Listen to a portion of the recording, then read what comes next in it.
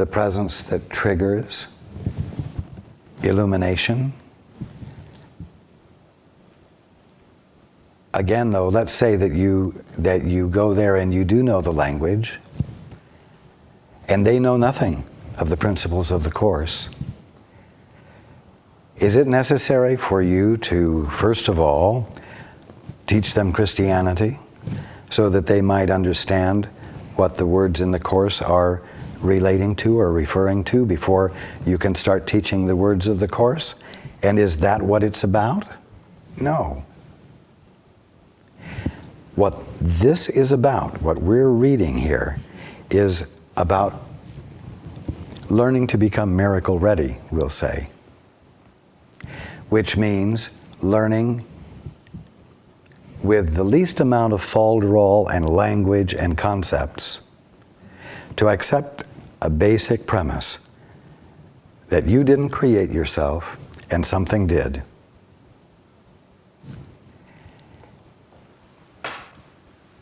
And that you can't be responsible for yourself and something is. And to cause you to have enough curiosity to devalue what you think and believe and are committed to, enough to be curious to know if there's another point of view which you desire to know of from whatever this is that is responsible for you.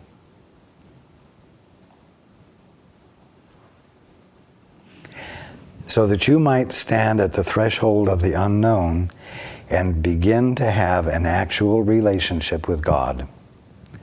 And if you're doing that, then you can relate wordlessly with your brother, or you can relate without the necessity of well, let's say, creating new mutually agreed upon definitions of what this book means before they can wake up or be blessed by an immediate, intimate experience of God themselves, whatever that means to them. You see? Okay.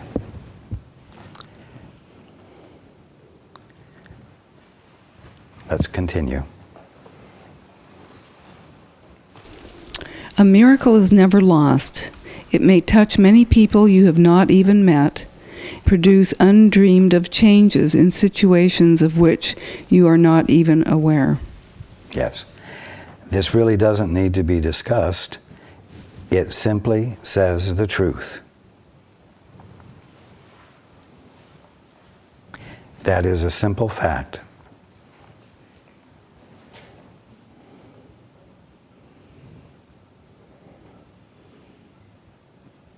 I will say one thing.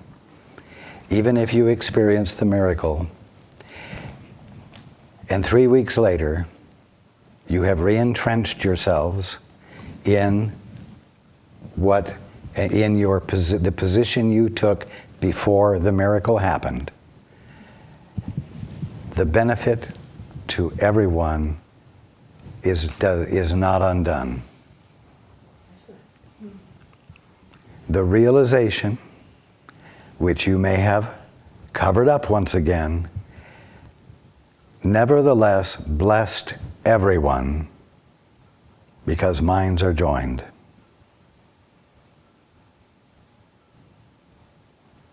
Okay.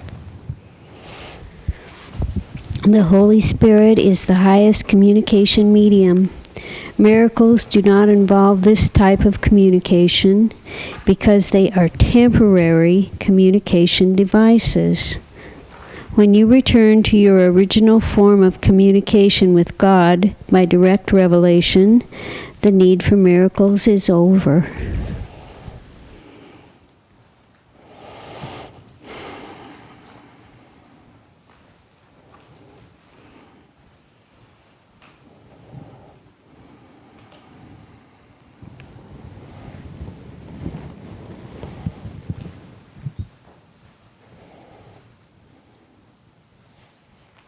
Miracles are shifts of perception. which I introduce when you are defenseless. But I very often introduce them when you are defensive. But when you are defensive, they cannot penetrate. The introduction of miracles is forever constant, I will put it that way. But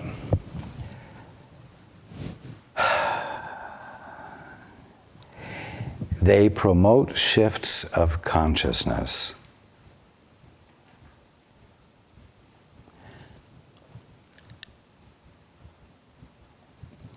How shall I put it? They promote shifts of consciousness that are not greater than you can bear, that are not greater than you can stand in receipt of, without having to change so radically that you wouldn't recognize yourself anymore.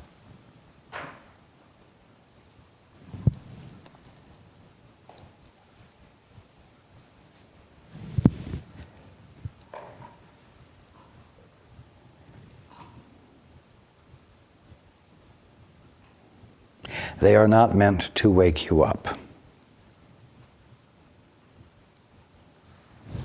in one great miracle act.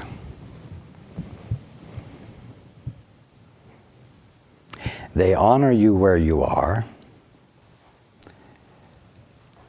by stretching you as much as you can bear to be stretched, until you can bear to be stretched more.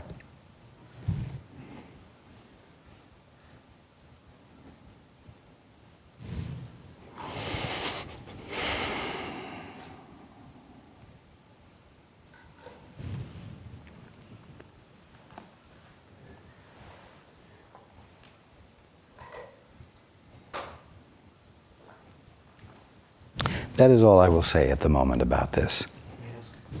Yes, you may.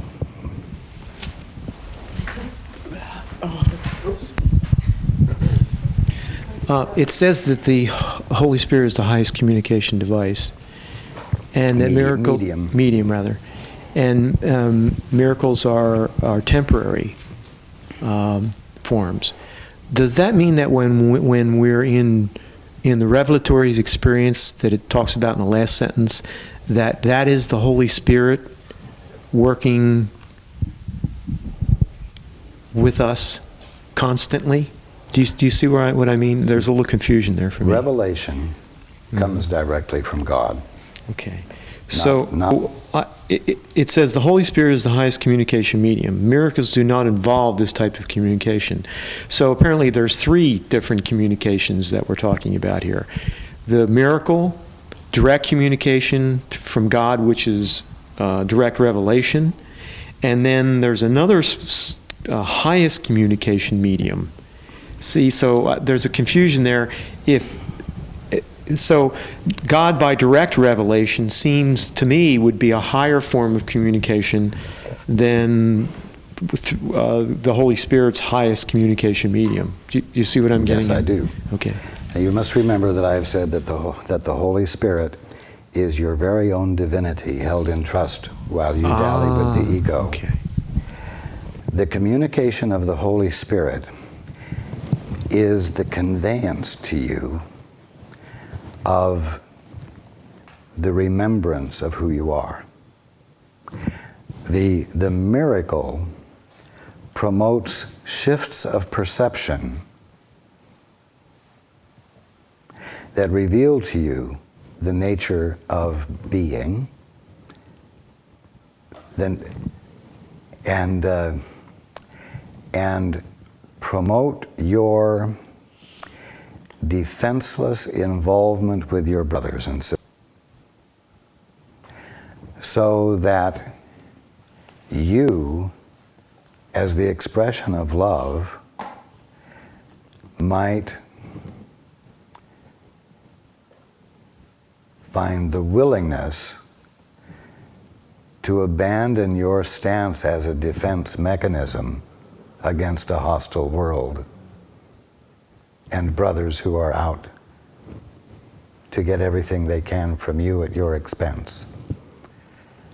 As you make this shift from a defense mechanism to one who is willing to look with innocent eyes and therefore be love embodied, you become defenseless against the remembrance of who you are. And in that defenselessness, who you divinely are, in other words, the Holy Spirit,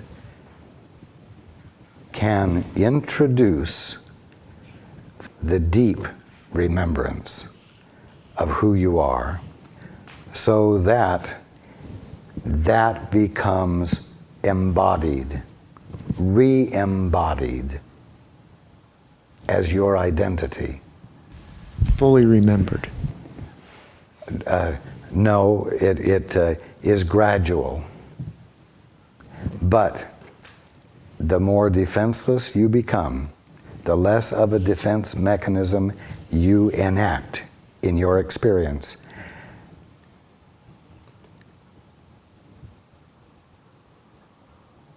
The more innocent you become, the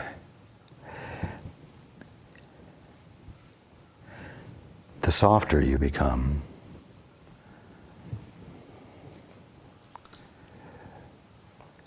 The more receptive you become.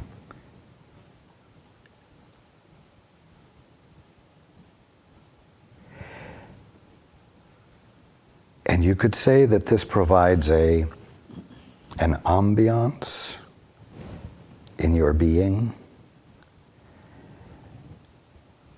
that allows the Holy Spirit to illuminate to you what you divinely are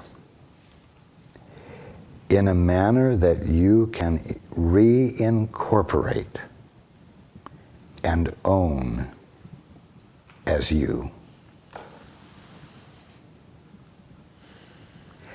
And so less of what you divinely are remains disowned.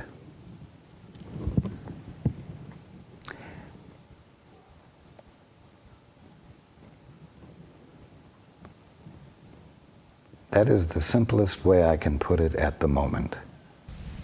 And then at some point, as this ownership takes place, is there a critical mass or something that's reached? Or is that just a mystery on how that takes place? Yes, that's a good way of putting it. There is a point at which the rest of the journey is precipitated suddenly. But that comes as you have the repeated experience of miracles that cause there to be a little greater confidence in the fact that the universe is intent upon blessing you, so that you move over your thresholds more gracefully. Can you reveal to us if many of us in this generation or in this time are due to make this shift while still in body, or do we all have to kick?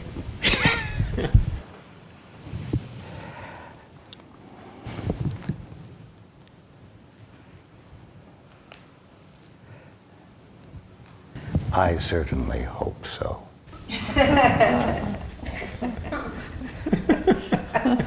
I have the greatest confidence and I am being facetious here. The fact is that the answer to your question is yes. And this is like the first time in history that this is going to take place, because I remember you saying before that it's so much easier. Well, let's put it this way. It's the only time in history it's going to happen. Is he being silly? Not you. I mean, No, I'm curious. I mean, it reminded me of when he said that to Mark. Like you already knew it. Well, actually, it's almost like there's an egoic thing about, oh yeah, we're going to do it. This is the and that's the thing that I was trying to dispel. Or maybe there's a more egoic thing that says, Whoops. oh dear, what have I got my... Or maybe there's a stronger urge to believe it's not possible. I'm only guessing here. I'm hoping. But it's just like we started out this whole conversation talking about, what was the very beginning thing we were talking about? It relates to this.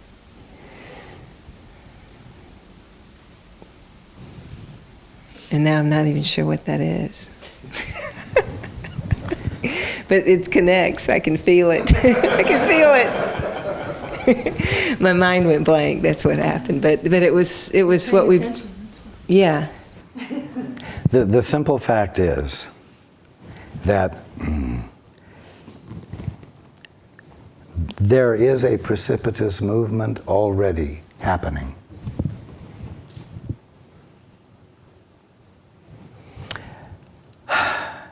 Just don't become preoccupied with it, because what will cause the precipitousness of it to accelerate is the actual practice of attentiveness that each of you brings into play today.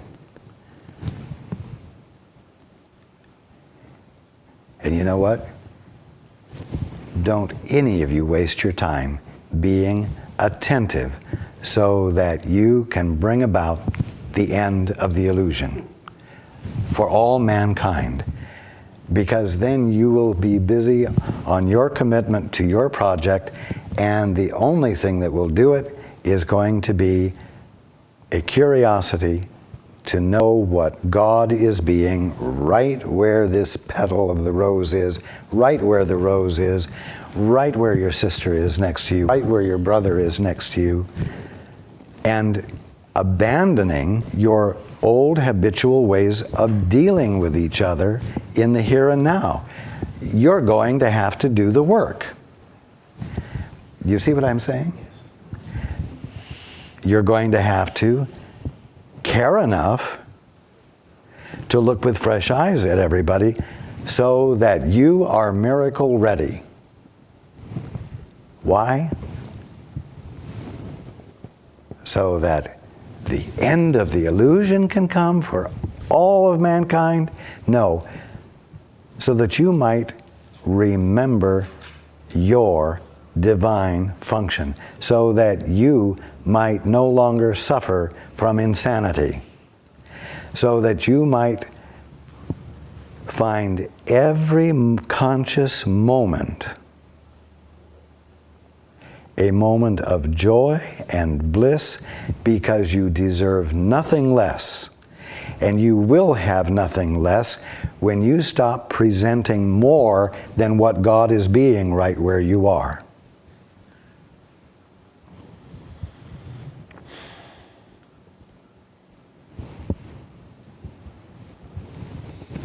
So being faithless would be to look at your brother and believe what he's thinking about himself. Or, yes, or believing what you are thinking about him. Yeah, either way.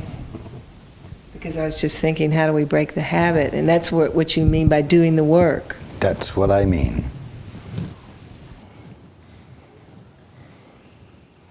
And persisting, no matter how much they might resist. And persisting, no matter how hard it seems to you, for you to overcome and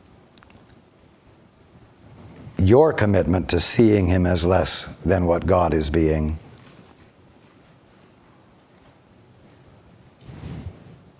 you would be amazed at how many people are upset because I said that Hitler is awake.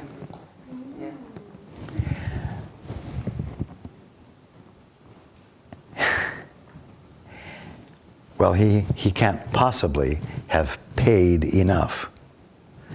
He cannot possibly have suffered enough to atone for the awfulness of what he did. And each of you have people in your experience that you look at and say, I will not be their friend because they did me dirt, and until I feel that they have paid enough for it, I refuse to love them. In other words, I refuse to fulfill my function as the presence of love.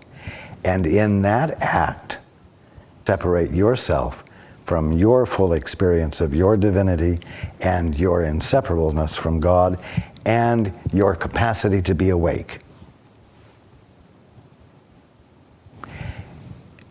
So, all of you still hold someone responsible for something, and you are demanding justice. And until justice is gotten, you will refuse to be the divine one that you are and fulfill your function as love. You will refuse to hang in with them, insisting upon being willing to have the Father infuse you with the inspiration it takes to find your capacity to love them renewed, which would bless them and which would bless you, because you're no longer standing on your jugular vein, if I may put it this way, through which your capacity to be the son or daughter of God flows. You get it?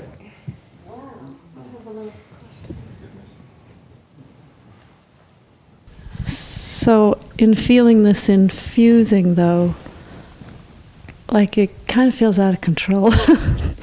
Like I feel like it's just going to render me ridiculous or something. I mean, there's like a membrane that I feel like that I come up against in feeling like a great love, and I just feel like if I just let it go, I'll just like.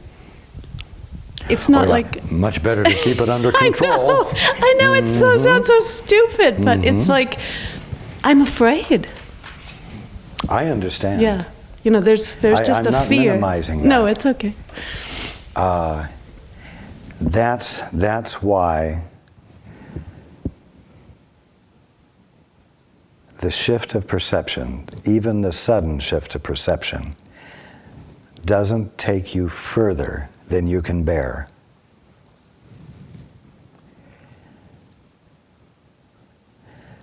You are all conditioned to believe that control is needed or chaos will result. But what you don't understand is that the state you're in when you are keeping everything under control is what is called the human condition that you're all suffering from.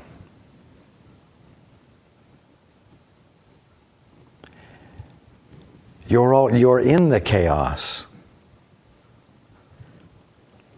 So what happens is that little punctures in the wall of the membrane that all of this love is behind occur, so that you can be bathed in little bits of it that don't overwhelm you and that convey to you experientially that the experience of this love flowing is safe, is nurturing to you, is stabilizing to you.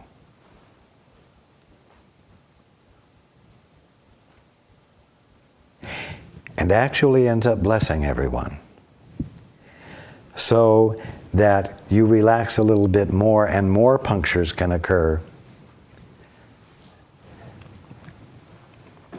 But I promise you one thing. We can't override your will. We can encourage you to lessen the intensity with which you exercise it. You will never be overwhelmed with your divinity. But it's absolutely essential that someone encourage you firmly and consistently and repetitively to dare to entrust yourself to the love that's behind the membrane. Else you would go on indefinitely keeping yourself protected against it, and therefore against your conscious experience of your wholeness and the harmony and the beauty and the bliss of the totality of being, of all of creation.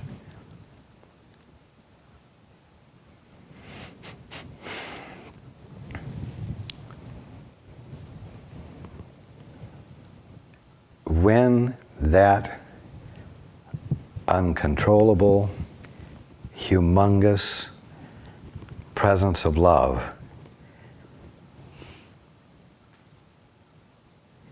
it may come out in a gush, but the stream will slow down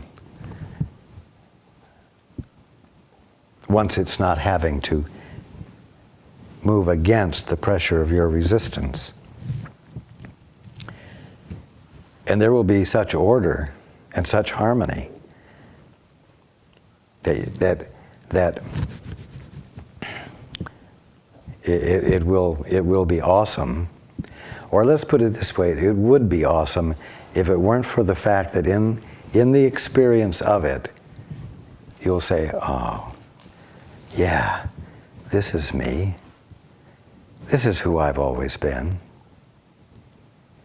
I'm at home. I'm not at odds with myself anymore. I'm not at odds with my world anymore.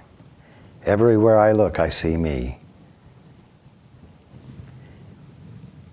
Everywhere I look, I see my wholeness. My brothers and my sisters are, and all of God's creation really is some part of me. It's the infinitude of the totality of what I am, because I am the totality of what God is.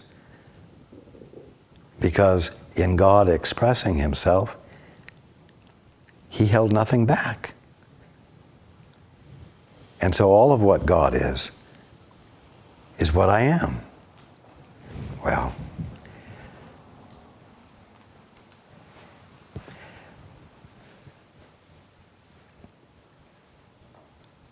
it really isn't chaos that you're afraid of.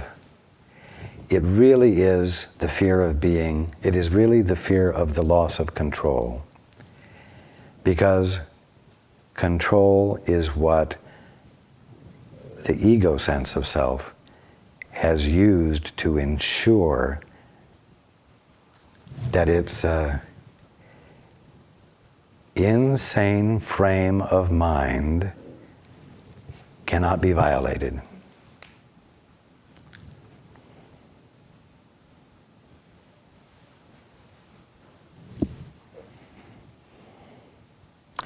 So miracle-mindedness is, or miracle readiness, is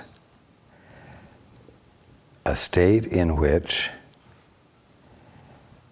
you become curious about and you invite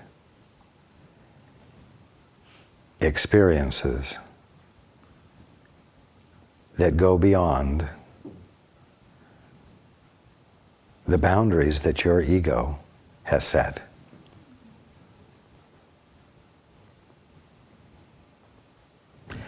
As I've said before, it's asking for help. And you can ask for help in the midst of great distress, or you can ask for help in the midst of peace while you're sitting in the garden saying, God, what must be the incredible beauty and divine meaning of this ladybug I see crawling on the rose bush? What is it? What is the more that has to be infinitely more than I'm perceiving about this ladybug?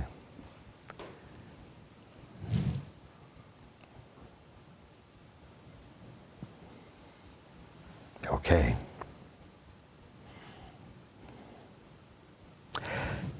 You might think we're never going to get through these 50 miracle principles, but we are going to call it a night for tonight. And we will continue next week. 48, 49, 50. And we'll see whether we can finish those up in one evening. I love you. Thank you for tonight. Love you. Okay.